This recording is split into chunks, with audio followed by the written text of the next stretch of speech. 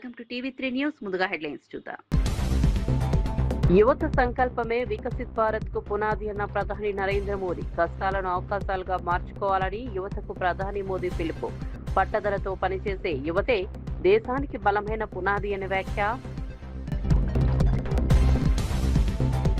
టీటీడీకి 2.5 చంద్రగ్రహణం పట్టిందన్న భూమన. వర్షాలు లేక రైతుల కష్టాలు, వరుణయోగం ఎందుకు చేయలేదన్న భూమన. టీటీడీ సంప్రదాయాలను పక్కన పెట్టడం సరికాదని వ్యాఖ్య. రైతుల కోసం టీటీడీ వరుణయోగం నిర్వహించాలని డిమాండ్. కంటి వెలుగు పథకాన్ని మళ్లీ ప్రారంభించాలని కేటీఆర్ డిమాండ్. 171 మందికి ఉచిత ఆపరేషన్లు చేయిస్తామని కేటీఆర్ కీలక ప్రకటన. పేదల కోసమైనా కంటి వెలుగు పథకం కొనసాగించాలని వ్యాఖ్య. కంటి వెలుగు ఆపేశారెందుకు అని ప్రభుత్వాన్ని ప్రశ్నించిన కేటీఆర్. రైతులకు ఇన్పుట్ సబ్సిడీ ఎక్కడ? ప్రభుత్వాన్ని నిలదీస్తామన్న బొత్స. డిఎస్సీ అవకతవకలపై లోకేష్ రాజీనామా చేయాలన్న బొత్స. రైతులు, నిరుద్యోగుల సమస్యలపై అసెంబ్లీలో పోరాడతామని వ్యాఖ్య. ప్రజా సమస్యలపై ప్రభుత్వాన్ని నిలదీస్తామన్న బొత్స సత్యనారాయణ.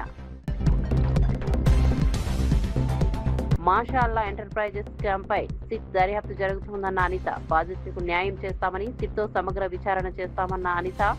మాషాల్లా స్కామ్ బాధితులకు న్యాయం చేస్తామన్న అనిత. ఆర్థిక మోసాలపై కఠిన చర్యలు తీసుకుంటామని కీలక ప్రకటన. కాంగ్రెస్ ప్రభుత్వం నిలిపివేసిన కంటి వెలుగు పథకాన్ని తిరిగి కొనసాగించాలని BRS working president KTR demand చేశారు. సిరిసిల్ల జిల్లాలో ప్రజలకు ఉచిత కంటి వైద్య సేవలు అందించేందుకు బీఆర్ఎస్ ఆధ్వర్యంలో ఉచిత కంటి వైద్య శిబిరాలు ఏర్పాటు చేశామని తెలిపారు. ఈ శిబిరాల్లో కంటి సమస్యలతో వచ్చిన ప్రజలకు వైద్య పరీక్షలు నిర్వహిస్తున్నట్లు చెప్పారు. ఆపరేషన్ అవసరమైన 171 మందికి ఉచితంగా ఆపరేషన్లు చేయించే బాధ్యతను తాను తీసుకుంటానని కేటీఆర్ ప్రకటించారు. ప్రజలకు అవసరమైన కంటి వైద్య సేవలు అందించేందుకు ఈ కార్యక్రమాన్ని చేపట్టామని తెలిపారు. గతంలో కంటి వెలుగు పథకం ద్వారా పెద్ద సంఖ్యలో ప్రజలకు కంటి పరీక్షలు, కళ్లద్దాలు, అవసరమైన వైద్య సేవలు అందాయని గుర్తు చేశారు. ప్రస్తుతం ఆ పథకాన్ని ప్రభుత్వం నిలిపివేయడం వల్ల పేద ప్రజలకు ఇబ్బందులు ఎదురవుతున్నాయని అన్నారు.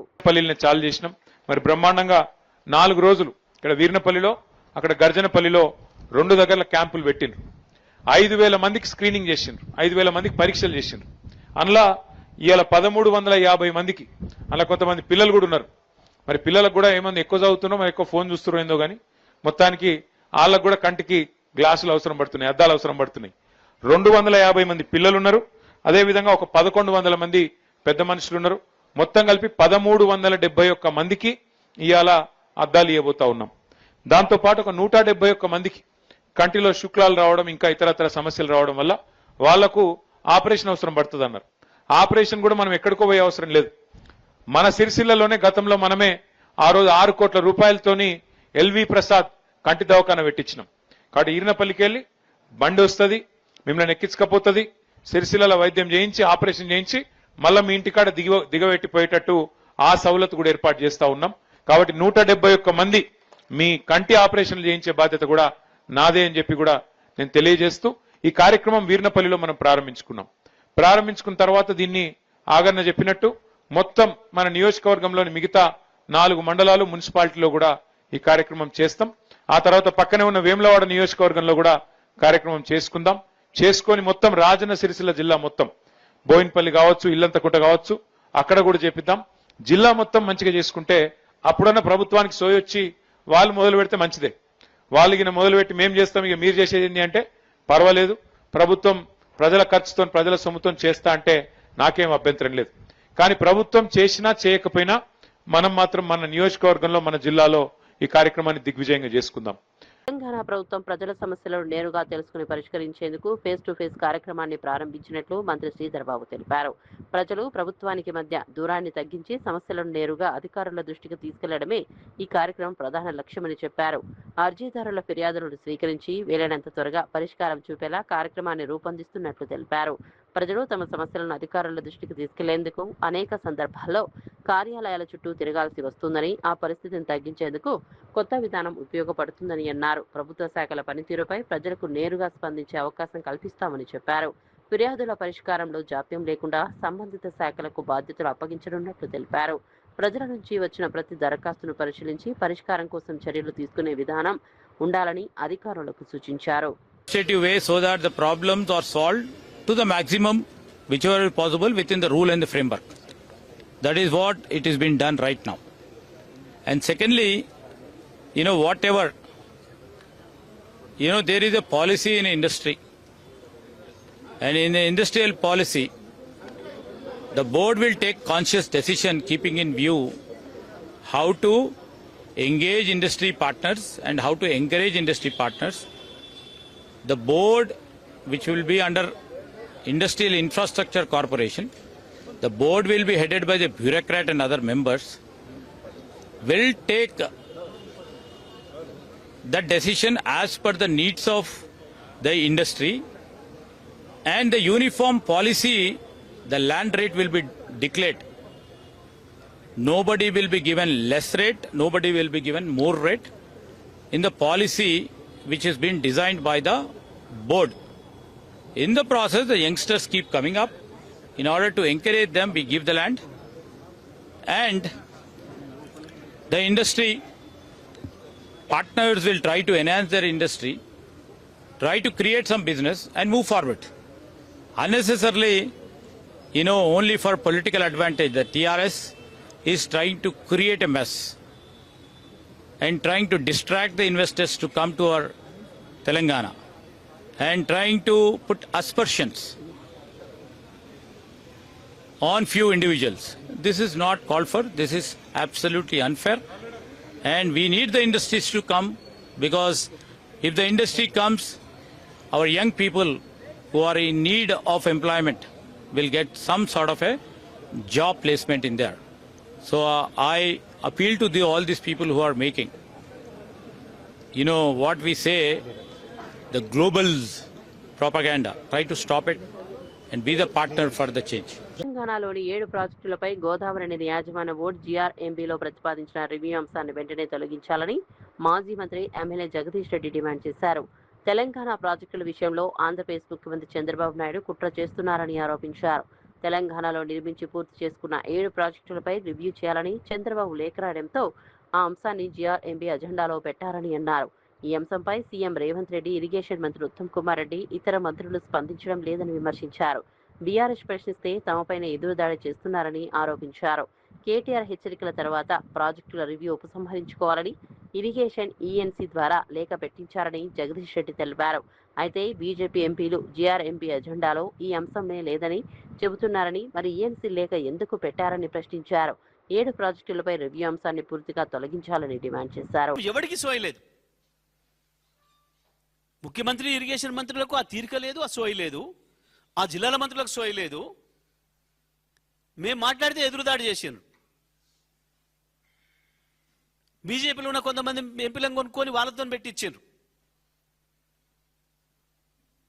నిన్న మొదటిసారిగా కేటీఆర్ గారు వార్నింగ్ ఇచ్చిన తర్వాత ఇరిగేషన్ ఈఎన్సీతో లెటర్ పెట్టించారు. మాట్లాడాలి. ఇప్పుడు ఏమంటాడో బీజేపీ నుంచి డబ్బా కొట్టే ఎంపీలు. నిన్న కాక మొన్న మాట్లాడుతూ ఎజెండానే రాలేదని మాట్లాడాడు.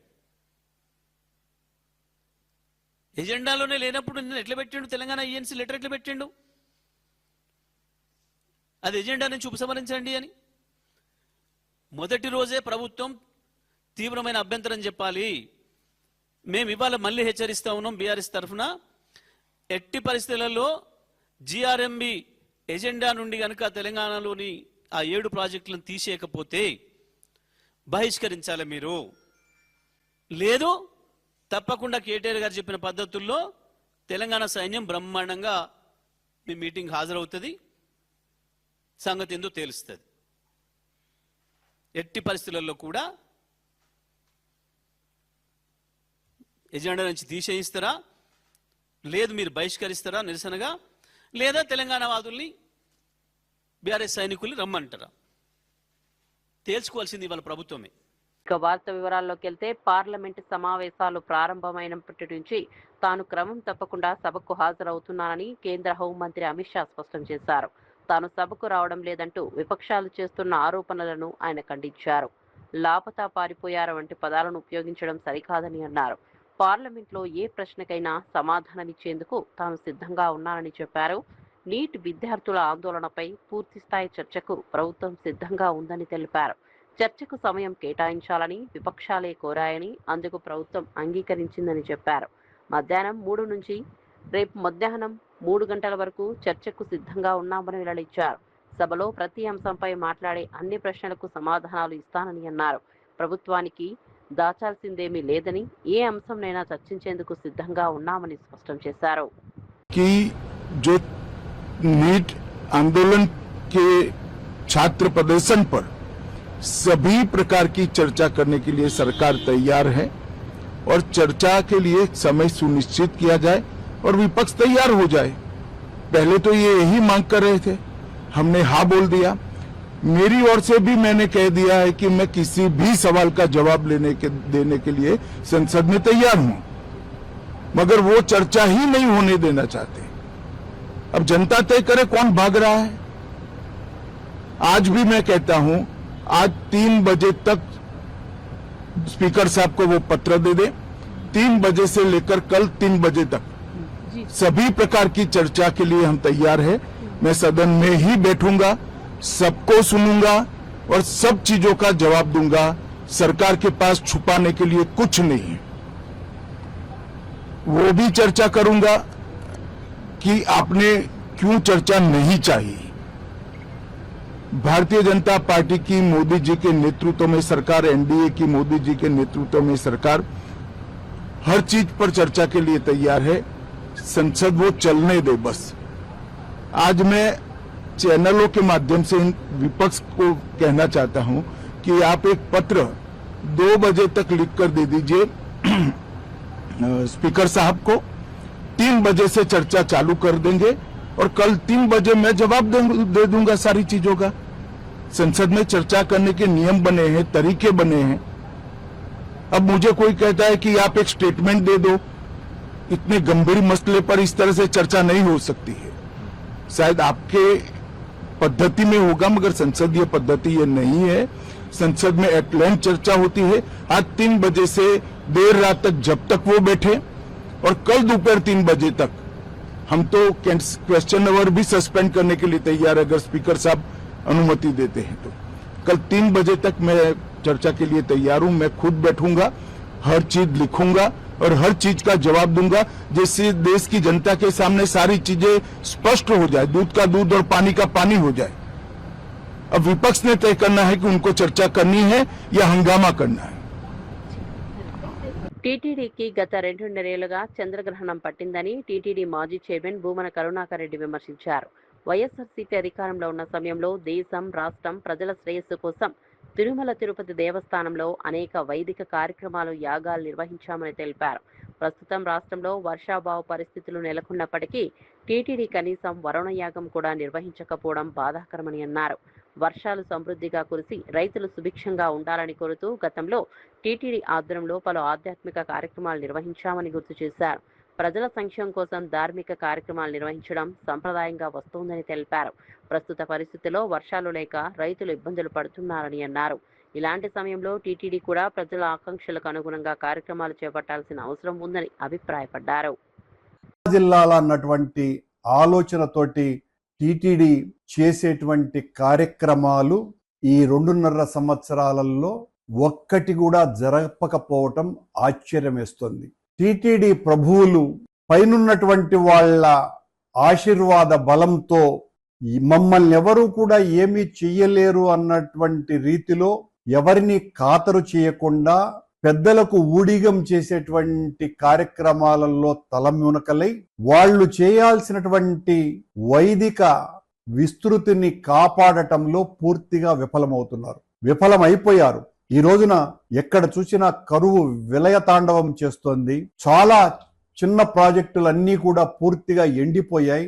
రైతుల కడగళ్ళు అంతా ఇంత కాదు, కొండ మీద ఉన్నటువంటి జలాశయాలే కొట్టుమిట్టాడుతున్నటువంటి నేపథ్యంలో ప్రతి సంవత్సరము ఇలాంటి విపత్కర పరిస్థితులు వచ్చినప్పుడు చేయాల్సినటువంటి వరుణ యాగాన్ని టీటీడీ విస్మరించటం అన్నది ఆశ్చర్యానికి గురి చేస్తుంది.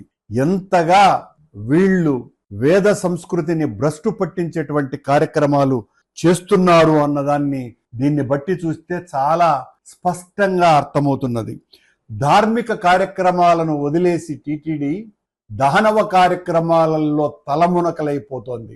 ఎక్కడ చూసినా అవినీతి, అరాచకం, అపచారం, ప్రభువులకు అడుగులకు మడుగులొత్తటంలో తలమునకలై సాక్షాత్తు టీటీడీనే నిర్వహిస్తున్న వేద పరిరక్షణ ట్రస్టు ఉన్నదే దీనికోసమని. దానికి కావలసినన్ని నిధులున్నాయి. కానీ ఆ ట్రస్ట్ ద్వారా చేయాల్సినటువంటి ఒక్క కార్యక్రమం కూడా చేయాల.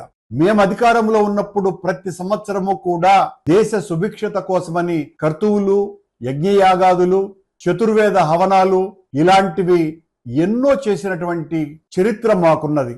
చివరకు కరోనా లాంటి ఆ అపాయకరమైనటువంటి విపత్కర పరిస్థితుల్లో కూడా కరోనాను పారద్రోలటానికి యాగం నిర్వహించినాం. కానీ ఈ రోజున దేశమంతా కూడా ఇంత దారుణమైన కరువు కాటకాలలో మునిగిపోతూ ఉంటే టీటీడీ వరుణయాగం చెయ్యాలా అన్నటువంటి ఆలోచనే వాళ్లకు రాకుండా పోవటం, బహుశా రాకుండా పోవటం కాదు, ఇలాంటి వేద సంస్కృతిని పెంపొందించేటువంటి కార్యక్రమాలను టీటీడీ నిషేధించినట్టుగా కనపడుతున్నది. ఒక్క కార్యక్రమం అన్నా ఉన్నదండి? ఒక్కటంటే ఒక్క కార్యక్రమాన్ని కూడా వేద సంస్కృతిని పరిరక్షించేటువంటి దాంట్లో ప్రజలకు మేలు చేసేటువంటి ఇలాంటి కార్యక్రమాలను కూడా చేయకపోవటం. వరుణయాగం టీటీడీ చేస్తే పెద్ద ఎత్తున వర్షాలు పడతాయి అన్నటువంటిది ఆచరణలో నిరూపితమైనటువంటి అంశం. ప్రజలకందరికీ కూడా ఒక పెద్ద నమ్మకం. వెంకటేశ్వర స్వామి ఆలయంలో ఈ కార్యక్రమం, ఆ క్షేత్రంలో వరుణయాగం చేస్తే వర్షాలు పుష్కలంగా వస్తాయి అని.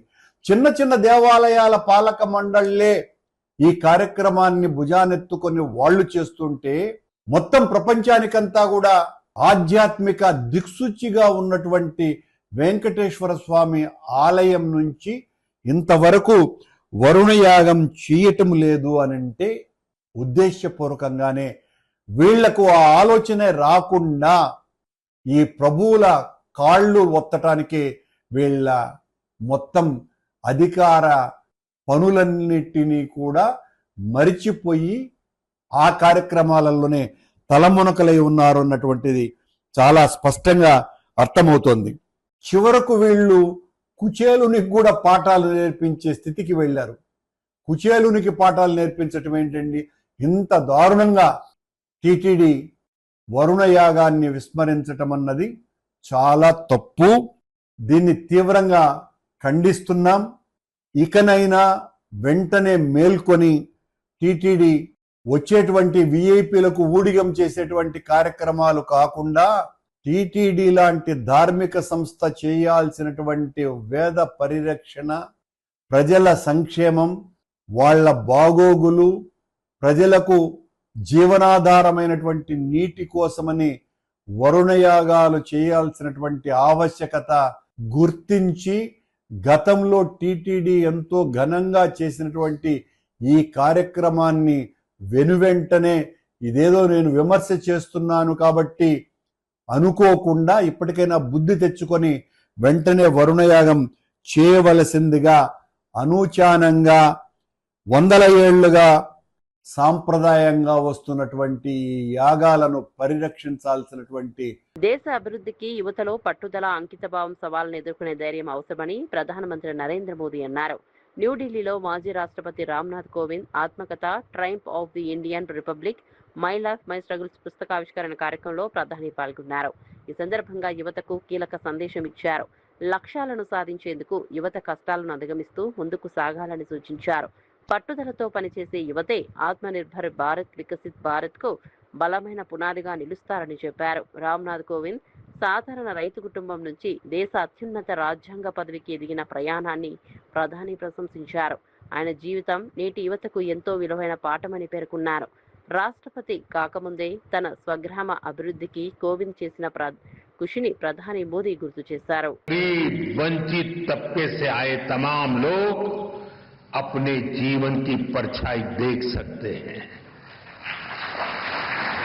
कैसे एक साधारण परिवार मुश्किल हालातों में भी जीवन की शुचिता और ईमानदारी से समझौता नहीं करता. कैसे वही आदर्श आगे चलकर हमारे जीवन का आधार बनते हैं. हमारे कठिन समय के मूल्य किस तरह जीवन भर में हमें रोशनी देते रहते हैं. कैसे इस पवित्रता से हमें राष्ट्र सेवा की शक्ति मिलती है. अलग अलग पदों का दायित्व निभाते हुए कोविंद जी ने समाज को निरंतर इसकी प्रेरणा दी है। साथियों, मुझे विश्वास है कोविंद जी की ऑटोबायोग्राफी इसमें उनके जीवन की ही नहीं बल्कि हमारे लोकतंत्र की भी अहम स्मृतियां सुरक्षित होंगी। ప్రధాని నరేంద్ర మోదీ ఇచ్చిన హర్ ఘర్ తిరంగా పిలుపులో భాగంగా హైదరాబాద్ చార్మినార్ వద్ద తెలంగాణ బీజేపీ అధ్యక్షుడు రామచంద్రరావు ఆధ్వర్యంలో తిరంగా బైక్ ర్యాలీ నిర్వహించారు. ర్యాలీకి ముందు ఆయన చార్మినార్ వద్ద శ్రీ భాగ్యలక్ష్మి ఆలయంలో ప్రత్యేక పూజలు నిర్వహించారు. అనంతరం త్రివర్ణ పతాకాన్ని చేతబూని బైక్ ర్యాలీలో పాల్గొన్నారు. పెద్ద సంఖ్యలో ద్విచక్ర వాహనాలు ర్యాలీలో పాల్గొనడంతో చార్మినార్ పరిసర ప్రాంతాల్లో దేశభక్తి వాతావరణం నెలకొంది. వాహనాలపై త్రివర్ణ పతాకాలను ప్రదర్శించారు. దేశ ఐక్యత సమగ్రతను చాటేందుకు హర్ ఘర్ తిరంగా కార్యక్రమాన్ని నిర్వహిస్తున్నామని రామచంద్రరావు తెలిపారు. ఈ కార్యక్రమం రాజకీయాలకు అతీతంగా ప్రతి ఒక్కరూ పాల్గొనాల్సిన కార్యక్రమమని అన్నారు. దేశ ప్రజల్లో జాతీయ భావన, దేశభక్తిని మరింత పెంచడమే లక్ష్యమని అన్నారు. ప్రతి ఇంటిపై జాతీయ జెండాను ఎగరవేసి స్వాతంత్ర సమరయోధుల త్యాగాలను గుర్తు చేసుకోవాలని పిలుపునిచ్చారు. రాజకీయాలతో రంగు పూయకుండా పవిత్రంగా భారతదేశ ఒక స్వాతంత్ర వీరులకు మనం నివాళులు అర్పిస్తూ వికసిత భారత్ వైపు మనం వెళ్ళాలి అని చెప్పేసి ఒక లక్ష్యంతో ఈ తిరంగా యాత్ర మొదలు పెడుతున్నాము. కాబట్టి దీంట్లో ఎటువంటి రాజకీయాలు రాకూడదని చెప్పేసి కూడా నేను అన్ని రాజకీయ పార్టీలు కూడా కోరుతా ఉన్నాను. విద్యార్థుల ఆందోళనపై కేంద్ర హోంమంత్రి అమిత్ షా ఇచ్చే ప్రసంగం తమకు అవసరం లేదని కాంగ్రెస్ అగ్రనేత రాహుల్ గాంధీ అన్నారు. విద్యార్థులపై కాల్పులు జరిపిందెవరు అని ఆయన ప్రశ్నించారు. విద్యార్థులను మేకులతో కూడిన లాఠీలతో కొట్టాలని ఆదేశించింది ఎవరో కేంద్రం స్పష్టం చేయాలని డిమాండ్ చేశారు.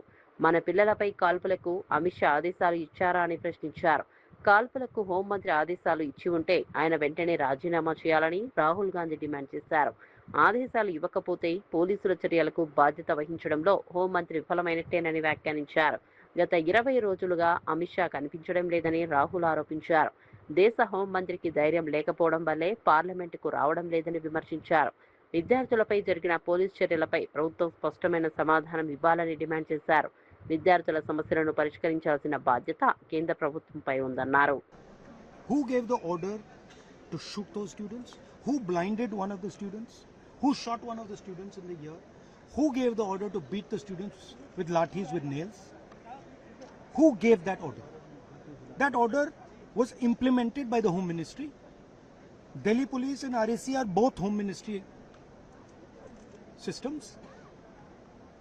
Did Mr. Amit Shah give this order to shoot our children, or did he not? If he did, he should resign because he is culpable. And if he did not, he should resign because he is incompetent. Right? This is अब आपने मुझसे सवाल पूछा, आप उनको interrupt करते हैं. नहीं, जब वो बोलते हैं सुनिए, जब वो बोलते हैं आप इंटरप्ट करते हैं. बोलिए सर. नहीं, मेरा जवाब बोलिए. आप इंटरप्ट करते हैं जब वो बोलते हैं. क्यों नहीं करते हैं? हमें इंटरप्ट करते हैं, हमें 24 घंटा इंटरप्ट करते हैं, मगर उनको कभी इंटरप्ट नहीं करते आप. उनमें क्या स्पेशल चीज है जो पूरा मीडिया चुप करके चूहे जैसे उसके सामने खड़ा हो जाता है? आपको स्टूडेंट्स नहीं डर रहे हैं, पूरे देश में स्टूडेंट्स नहीं डर रहे हैं, आपको भी नहीं डरना चाहिए. सर उनका जो एक second, the question is not whether Mr. Amit Shah comes and opines. We don't care what he has to say. Okay, first of all, the most important thing to understand is 20 दिन के लिए गायब हो गए. यहाँ बैठे थे, गाड़ी आती थी जाती थी, 30 गाड़ियां उनके. Student should know this. 30 cars around Amit Shah. उनके घर के सामने जाइए, वहां पे मतलब 1000 पुलिस वाले खड़े हुए हैं कि कोई बच्चा ना आ जाए. ఆంధ్రప్రదేశ్లోని 22A నిషేధిత ఆస్తుల జాబితా ప్రభావంపై రిటైర్డ్ IPS అధికారి centre for liberty chairman A B Venkateswara Rao ఆందోళన వ్యక్తం చేశారు. 22A జాబితా కారణంగా పెద్ద సంఖ్యలో రైతులు, భూ యజమానుల ఆస్తి హక్కులు ప్రభావితం అవుతున్నాయని తెలిపారు. ప్రైవేట్ పట్టా భూములను వెంటనే ఈ జాబితా నుంచి తొలగించాలని ప్రభుత్వాన్ని కోరారు. భూ హక్కులు చట్టబద్ధంగా ఉన్నప్పటికీ వాటిపై ఆంక్షలు ఉండటం వల్ల యజమానులు ఆర్థిక ఇబ్బందులు పడుతున్నారని అన్నారు. అధికారులు ఈ అంశంపై ముఖ్యమంత్రి చంద్రబాబు నాయుడిని తప్పుదోవ పట్టిస్తున్నారని ఆరోపించారు. వాస్తవ పరిస్థితులను ప్రభుత్వం సమగ్రంగా పరిశీలించాలని సూచించారు. రైతులు, భూ యజమానులకు తమ ఆస్తులపై పూర్తి హక్కులు కల్పించాల్సిన అవసరం ఉందన్నారు. 22A జాబితాలో భూములను చేర్చే ప్రక్రియ పారదర్శకంగా ఉండాలని కోరారు. తప్పుగా చేరిన భూములను గుర్తించి వెంటనే తొలగించాలని డిమాండ్ చేశారు. అతి తెలివితో మీరు 22లో పెట్టిన దాంట్లో ఎస్పెషల్లీ అర్బన్ ల్యాండ్స్లో ఏమంటున్నారంటే 30% గవర్నమెంట్కి ఇచ్చేయండి, 70% మీకు రిలీజ్ చేసేస్తామంట. ఎవడబ్బా మొగుడు సొమ్ము? నా భూమి తీసుకెళ్లి నువ్వు ఎత్తుకుపోయి అందులో నుంచి వాటా అడుగుతున్నావు అంటే నువ్వు మీరు అసలు పరిపాలన దొంగలా అనిపిస్తుంది. కాబట్టి ఎవరు ఇటువంటి ఒత్తిడిలో లొంగొద్దు. దుర్గంలో భూముల కేటాయింపులపై బీఆర్ఎస్ ఎమ్మెల్సీ దాసోజు శ్రవణ్ తీవ్ర ఆరోపణలు చేశారు. ముఖ్యమంత్రి రేవంత్ రెడ్డి బినామీ కంపెనీని కొందరు అధికారులు నడుపుతున్నారని ఆరోపించారు. రాయదుర్గంలో సుమారు 1700 కోట్ల విలువైన 7 ఎకరాల భూమిని పీఎం ఏక్ధామాల్ నిర్మాణం పేరుతో బినామీ సంస్థలకు ఎలాంటి టెండర్లు లేకుండా కట్టబెట్టారని విమర్శించారు. ఈ భూముల కేటాయింపులపై సమగ్ర విచారణ జరపాలని డిమాండ్ చేశారు.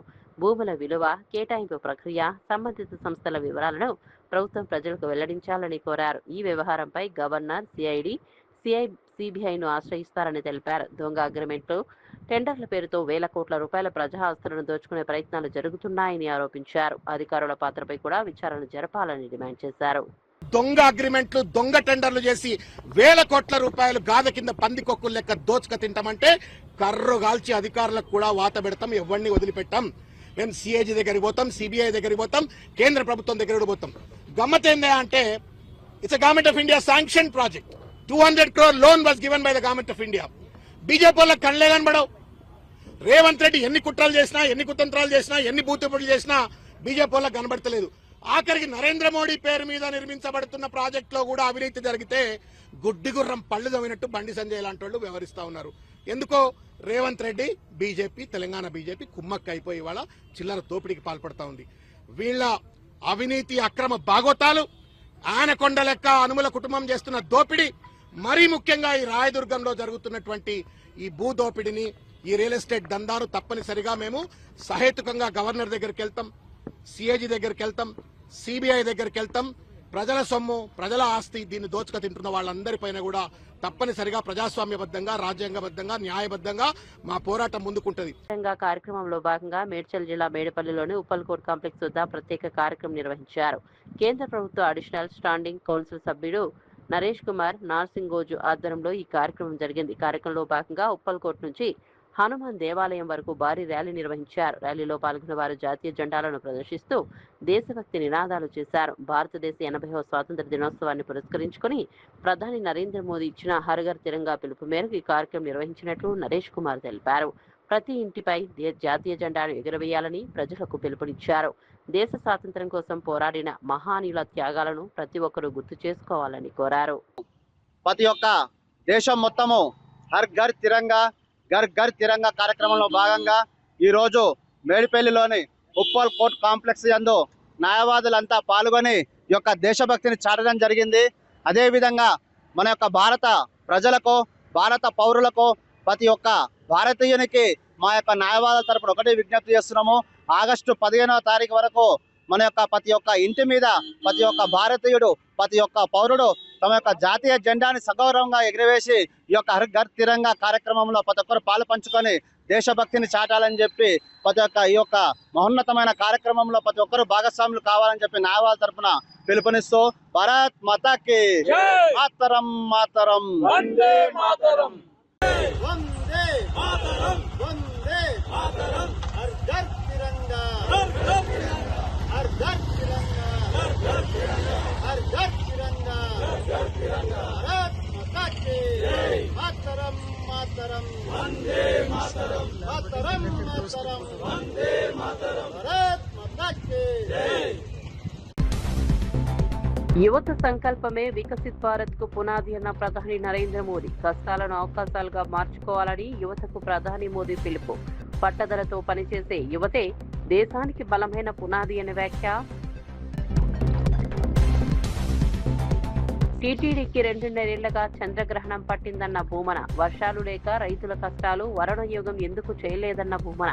టీటీడీ సంప్రదాయాలను పక్కన పెట్టడం సరికాదని వ్యాఖ్య. రైతుల కోసం టీటీడీ వరుణయోగం నిర్వహించాలని డిమాండ్.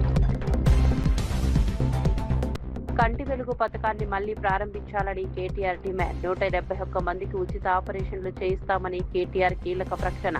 పేదల కోసమైనా కంటి వెలుగు పథకం కొనసాగించాలని వ్యాఖ్య. కంటి వెలుగు ఆపేశారెందుకు అని ప్రభుత్వాన్ని ప్రశ్నించిన కేటీఆర్. రైతులకు ఇన్పుట్ సబ్సిడీ ఎక్కడ? ప్రభుత్వాన్ని నిలదీస్తామన్న బొత్స. డిఎస్సీ అవకతవకలపై లోకేష్ రాజీనామా చేయాలన్న బొత్స.